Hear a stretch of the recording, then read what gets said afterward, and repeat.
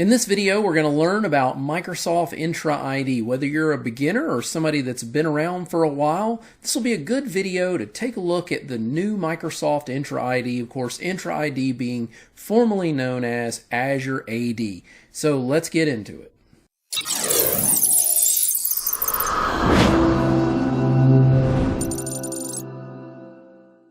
So before we get too deep into this, I hope you'll give me a like and a subscribe. I'm trying really hard to bring free content to everybody. I also do free giveaway, free promo codes to my YouTube subscribers. In fact, I just gave away one of my courses yesterday to my YouTube subscribers. So hit like, hit subscribe, make sure that notification bell is going, and let's get into it.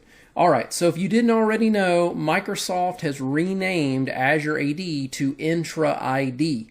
This shouldn't come as a big surprise considering Microsoft loves to rename things. They love changing things, they love renaming things. I think they just love keeping everybody on their toes altogether. All right, so Entra ID, this is the directory service that we use nowadays in our cloud services. This is where we're going to manage all of our user identities, so our user accounts and groups. This is where we're going to assign permissions and give rights to everything in our cloud service. It also integrates with our on-premise environment and of course our on-premise directory service, which is called Active Directory or ADDS, Active Directory Domain Services.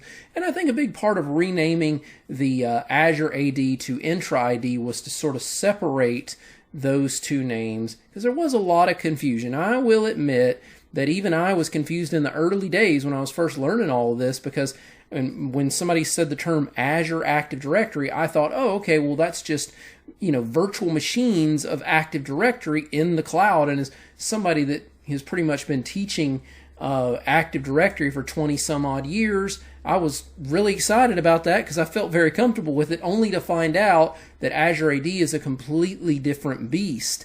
Well, the good news is, if you know Azure AD, Entra ID isn't really a completely new beast. I will say there's a bit of a facelift, and so you're gonna have to get a little bit used to the way things look and feel, because that is changing a little bit, and I'll show you how. But ultimately, it's really just a rename. It's not really a huge deal. Nothing to stress over. So first things first, let's just look at the subscriptions for this, because in Azure you have subscriptions. The subscriptions are licensed out to your various users and your admins so that you have access to all the things that Entra ID is going to offer, right?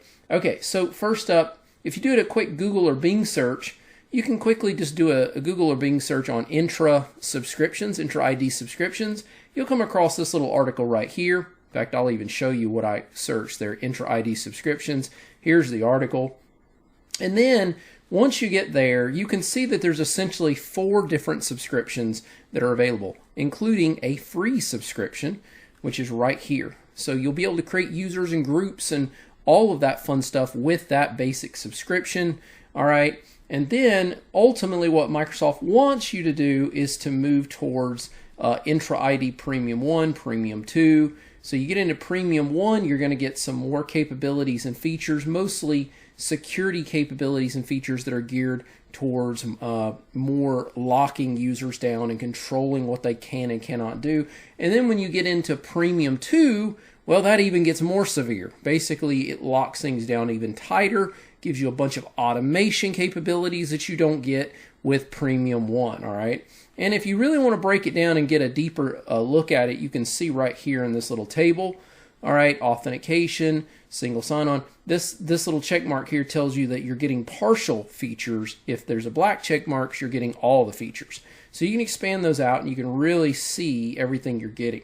So Cloud App Discovery, Application Proxy, Service Level Agreement, Identity Protection. You don't get that with the free version, but you do with Premium 2, Event Logging and Reporting. So again, I'm not going to dig into all those features here. This is meant to be sort of a beginner's guide to Entra ID, but I did want to kind of point that out. As you get into Premium 2, you get all the bells and whistles when it comes to security.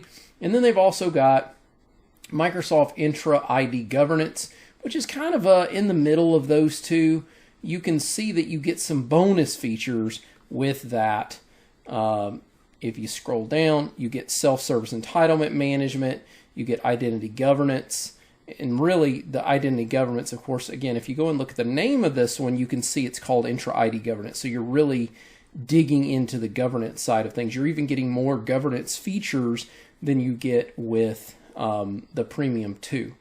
Not too many, but you are getting more, and this is definitely geared towards an organization where dealing with the governance side of things is more important. And this is sort of focused on things like SaaS applications, software as a service applications, and being able to deal with web traffic coming in and authenticating this web traffic. So that's sort of what this subscription is more geared towards. Okay, now the next thing to be aware of is, let's say you want to dig into Azure and dig into Azure in Entra ID, but you don't exactly know where to start. Well, if you visit my website, which is examlabpractice.com/Azure, there's a setup link on there. Set up a free Azure account, okay? And from there, it'll take you, I always keep this link on this website that way because they do change the link sometimes. But when you go to that link, you can set up a free account where Microsoft will let you play around with it and jump into a lot of the bells and whistles. And once you get in there, you can actually set up a trial of the Entra ID Premium 2 and all that fun stuff.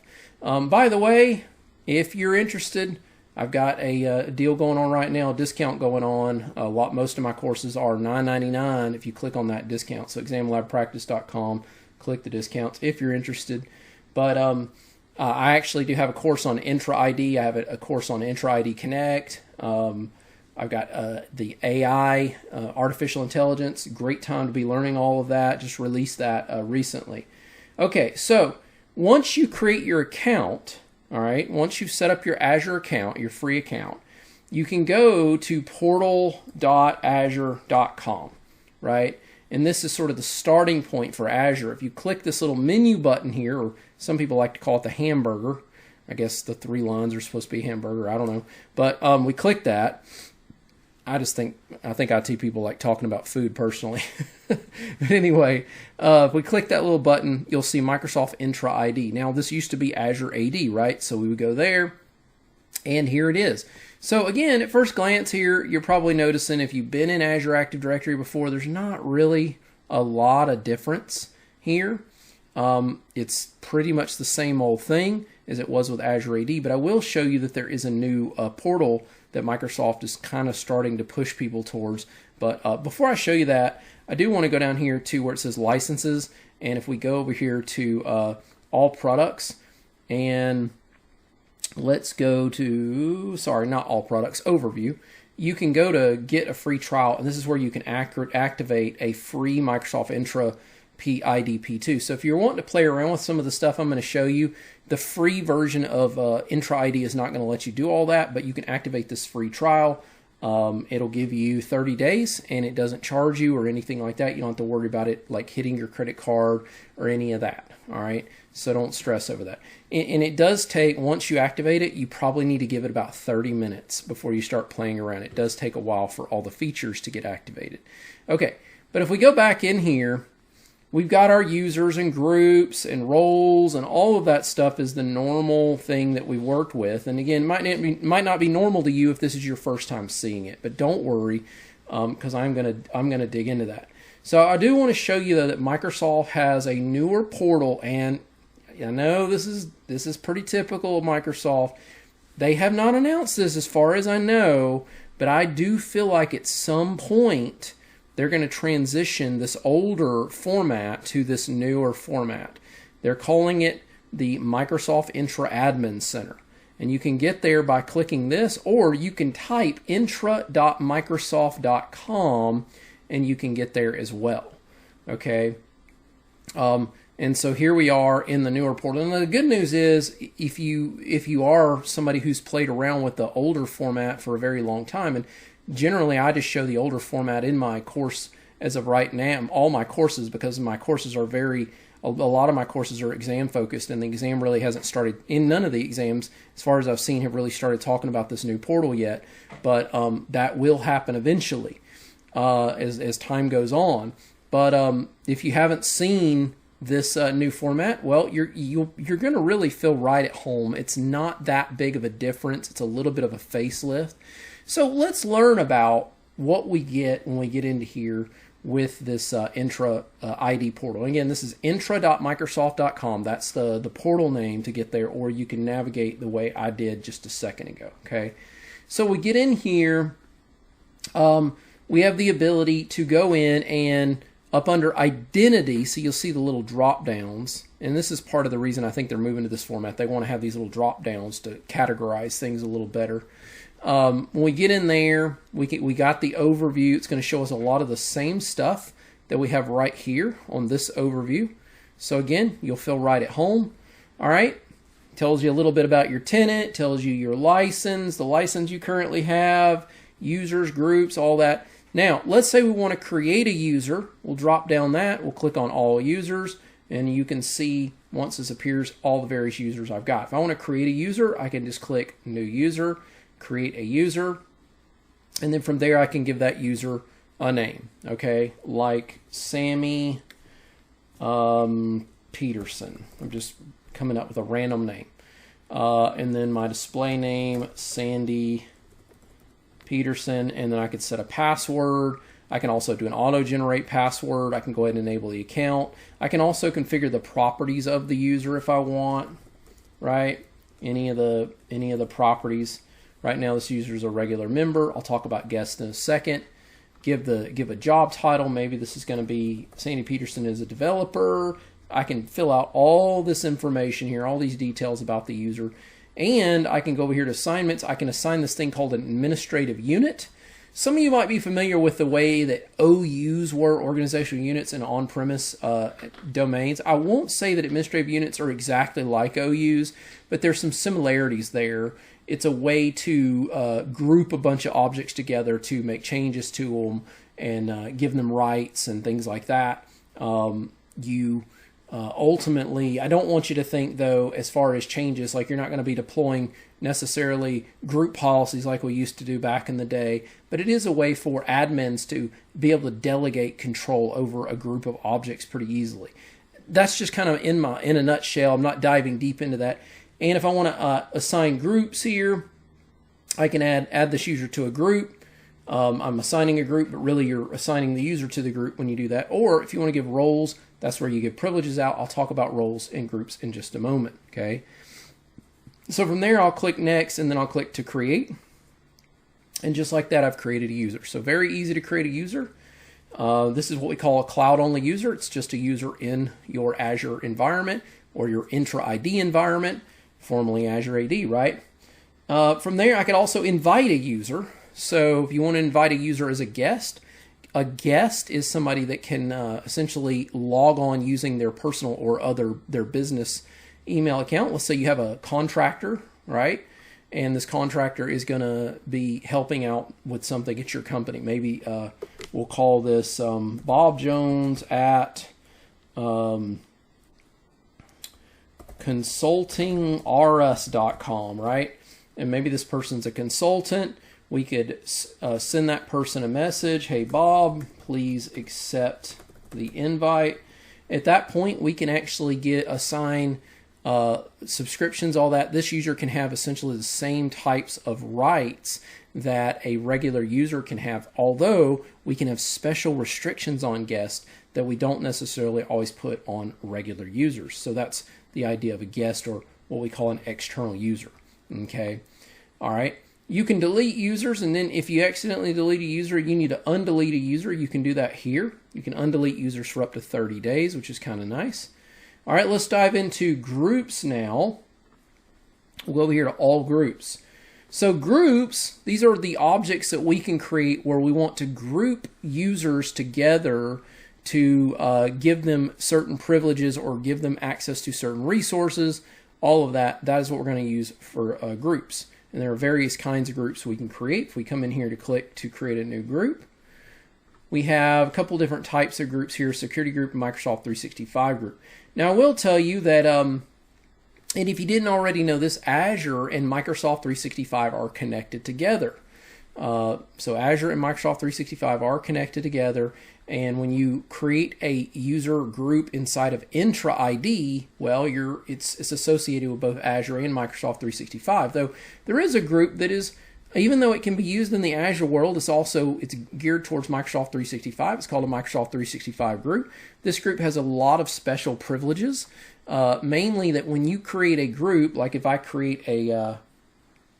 was to create a group called, I don't know, contractors or something, that group will essentially, at that point, be given, it'll get an email address. It can have an email address associated with it, an Exchange Online. It'll have a calendar associated with it. It can have a Microsoft team associated with it, SharePoint associated with it, Planner associated with it. So the great thing about it, it's perfect for team-like scenarios. We have a group of people that are working on a team together that are trying to get a certain task done, and they all need to be linked to the same calendar and be receiving the same emails and all that. It's perfect for that type of scenario. Now, the one thing this group cannot do is you cannot put devices in this group. You can put users in the group and give them all access to all this stuff, but you cannot assign devices to it.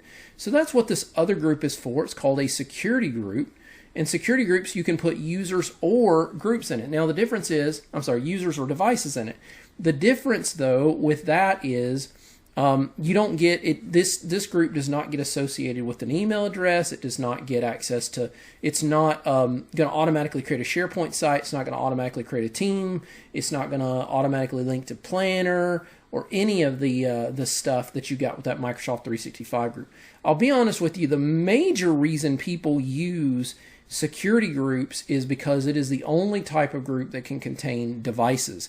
So, and we're going to talk about devices in just a moment. With this, I am able to put devices in it, and I can then control those devices and set rights and policies and things like that on those devices if I create a security group.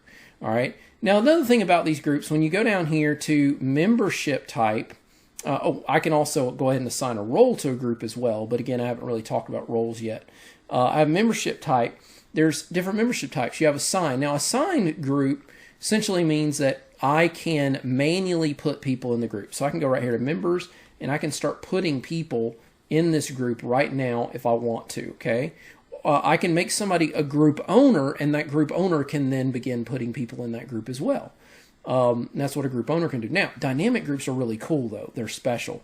Dynamic groups allows you to set a rule, and then based on that rule, people or devices will be automatically put into that group. And every time an attribute gets changed on a user or group, it'll run that rule against the group to see if it needs to be a member of it. So, for example, let's go back and let's call this, let's change the name back to Developers Department. I'm going to call it that.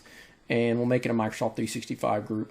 And I'll come down here and I'll make this a dynamic user group. Watch this. I can say add dynamic group, and so we can go right here. We can we can choose a property. We can say department, and we'll say has any of the following words, and we'll say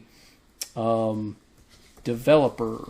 All right. So if the word developer shows up anywhere in the user's department attribute, then that person automatically becomes part of the group. So that user I created a moment ago, that Sammy user, would automatically get added to this group if I did that. You can also add other operators to this. So I could say add another expression. We'll say and, or we'll say or, and we could do let's say the job title has the word developer in it.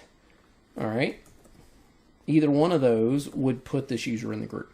So that's the idea of using a dynamic user group versus an assigned group. Okay. All right. You also can, when groups get deleted, you'll have 30 days to retrieve those groups from the recycling area here as well. You can also control group settings and all that fun stuff here. There's some nice little settings and features that you can enable and disable. We won't dive deep into those right now. Let's jump into devices now. If I go down here to devices, so what a lot of people don't realize about Entra ID is that you can join devices to Entra ID just like you could join devices to a Microsoft domain. Devices can be joined to your Entra ID as well, and you have the ability to control things on those devices. In fact, there is a product called Intune that Microsoft has. If I go to a website called endpoint.microsoft.com, this brings me into something called Intune, and I can decide what I want to do to these devices and control what I want to do to these devices using these things called configuration profiles. So if you're wondering, like in a Microsoft domain in an on-premise environment, we used to have GPOs, group policy objects, that we would deploy out to our devices. Well, you have configuration profiles now that'll let you control the settings and all of that on those devices. And also in GPOs, we could control like who could log in, when they could log in, how they could log in. Well, you have something called conditional access, which I'll talk about more in a minute. But I'm not going to dig deep into that. I actually have a whole entire course on Intune if that is something you're interested in. But jumping back over here, we can join devices. I can click right here and look at various devices that I've connected into my environment and done things with and set up configurations and all that. I can even I can click on these devices and I can see information about these devices if I want. I can also see roles and admins that have been given privileges to them and all that fun stuff. You also, with BitLocker, you may know that BitLocker on those devices allows you to encrypt your hard drives. Well, now Entra ID can keep up with your BitLocker key. So if a user gets locked out of their hard drive, we can retrieve that BitLocker key this way. Users can actually retrieve their keys as well. That's pretty cool. All right. So a lot of neat stuff there. Okay, I want to jump now. I want to talk now more about the looking into the concept of some of our privileges and rights and all of that fun stuff that we have regarding Entra ID. So if we click the little identity blade here and we click show more, we're going to see a drop-down blade called roles and admins. Now this is how we give rights out to our admins. We can go right here under roles and admins and you'll see these various roles. Now these roles have privileges that allow our admins to do things. Okay, so like for example, if you had an administrator, maybe a junior level administrator who just needed to be able to create user accounts and manage user accounts, you can make that user a user administrator. So I can click that and then I can assign a user. I can give a user that capability. So I can go add a user and then from there select the member. And for example, if I wanted to give that user Sammy, that I created, Sammy Peterson, I could select that user and give that user those rights.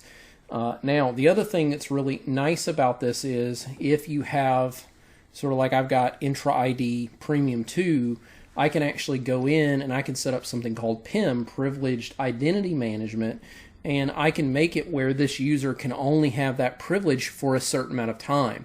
For example, let's say I'm the main administrator and I've got a junior level admin, maybe some young person that is just getting into IT, and I'm going to be going on vacation next week, and ordinarily this user would not have the ability to create users, but I know that maybe some new employees are going to be joining the company next week. I'm going to be on vacation. I can give this user the privileges to do that just temporarily. I can even make it where they have to request the ability, the role, and it has to be signed off by somebody via email. And so there's a paper trail, essentially, a digital paper trail, if you will, of when this user gets the rights and what the user does and all of that. So that's called Privileged Identity Management when it comes to roles. A very, very cool feature. Now, of course, the most powerful role in Azure or in the Entra ID environment, I should say, is the global administrator. You can pretty much do anything involving Entra ID if you are a global administrator. Okay, so that's the most powerful role. Another thing about these roles that are nice is you can look at the description and they kind of give you a breakdown of what the role can do, and you can even look at the individual permissions that the role has as well. Okay, you can even create custom roles that you can assign what permissions and all that you want yourself. All right, so pretty neat, a lot of stuff there that you can do. All right, now the next thing I want to show you is the idea of a hybrid environment. Microsoft has something called Entra Connect, formerly known as Azure AD Connect. In fact, I have a whole entire course on this topic for anybody interested in that. That gets in the concept of Entra Connect is where you are connecting your on-premise environment to Azure, to the Azure environment, or to Entra ID in this case. And so the great thing about it is we can have a seamless single sign-on environment, an SSO environment, where our on-premise users can be synchronized out to Entra ID, and users can log on in their Microsoft domain environments, and it automatically logs them on into the cloud, and they get access to all the cloud services and all of that as well. So this is really great. And it's basically a server that you can set up in your environment. It's going to synchronize everything and or synchronize your users. Keep in mind, I will go ahead and tell you this one thing about this. It only synchronizes outbound, not inbound. What that means is you're on premise. It'll synchronize your users and all that out to Entra ID, but it does not synchronize inbound. So when you create users in the cloud, like that Sammy user I just created a minute ago, Sammy Peterson, that Sammy Peterson user will never synchronize to an on-premise environment. Just giving you that as a heads up, okay? You can monitor the health of everything and see logs like sign-in logs, audit logs. All that happens in Entra ID right here. So there's a lot there you can do. You can go down here under protection, and this is where a lot of the fun begins. I have conditional access. Conditional access, these are like policies that control when, where, how, and why somebody can log in. It's also going to track things like where they're logging in from. You know, maybe a user logs in New York City a moment ago, and then all of a sudden the same user tries to log in on from China. Okay, well that's gonna it has an artificial intelligence capability to where it's smart enough to say, okay, something's fishy here, and it might not just block the user altogether, but it may challenge the user with multi-factor authentication. So that's another thing we get with Entra ID as well. We get the ability to use multi-factor authentication, so it can text our phone, email, we can use Microsoft Authenticator app, all of that, and that's controlled right here under multi-factor authentication. Okay. Another fun feature we get is something called an identity secure score. So it's going to look at all the features and capabilities we have based on our licenses, and then it's going to look at all the possible security features we could activate, and it's going to give us a score based on how many of those features and all that we've activated. And of course, on a trial tenant like I have, you're not going to probably get a very high score just because you haven't really activated a lot of that stuff. But it is one of those things where it looks at your security posture over time. Security posture is something that you have to stay on top of, meaning you have to constantly be monitoring and updating and making sure you're using a lot of the latest and greatest features, and it gives you a score based on that. So that's what the identity score is. All right. So I am going to kind of go over these last couple of things, and we'll wrap this up. So from there, I've also got another nice little feature and capability. If I go under Identity and Governance, I wanted to quickly show you this thing called Access Reviews. Access Reviews is a way of making it where certain users get reviewed on whether or not they still need access. You remember Guest? We talked about Guest a moment ago. Well, with Guest, you might be surprised. You might invite guests into your company and then forget that they're there. Well, so like Access Reviews allows me to make it where periodically users like guests, I can flag certain users to be access reviewed.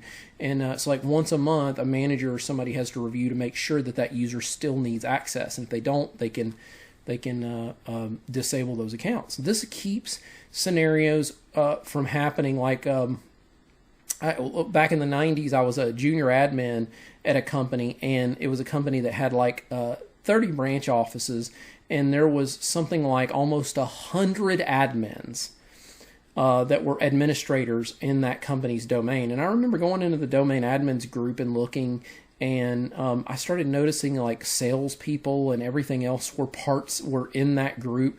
So you had like regular people that weren't admins that were domain admins in that company. With Access Reviews, this periodically makes it where certain individual users can go in and they can make sure that certain users don't have rights to things, and they can they can also check users to see if they still need rights to things. So that is what access reviews are in a nutshell. So great feature. Lastly, I mentioned PIM, Privileged Identity Management, a little while ago about this is where you can like schedule users to get rights or get rights taken away. These are like admin roles and all of that. This is not really geared towards guests as much as access reviews is, but that's where PIM is managed. Okay. Well, obviously there's a whole lot to learn about Entra ID. I have a whole course on Entra ID, formerly Azure AD. Lots of my other courses get into it as well. I hope you'll consider taking those if you want to learn a lot more. And I hope this has been helpful to you just to kind of give you a quick rundown of everything that is going on there. And again, I really hope you'll give me a like and subscribe. I'm trying to grow this channel the best I can so I can keep bringing free content to you. Don't forget, on examlabpractice.com there is discount going on right now. A lot of my courses are like $9.99. If you go to examlabpractice.com, click discounts, you'll see that there's a coupon code and all that stuff. For anybody that's interested in getting access to some of my Udemy courses and all that, it's all right there on the website. Well, I hope this has been helpful to you, and I hope you'll tune in for future videos.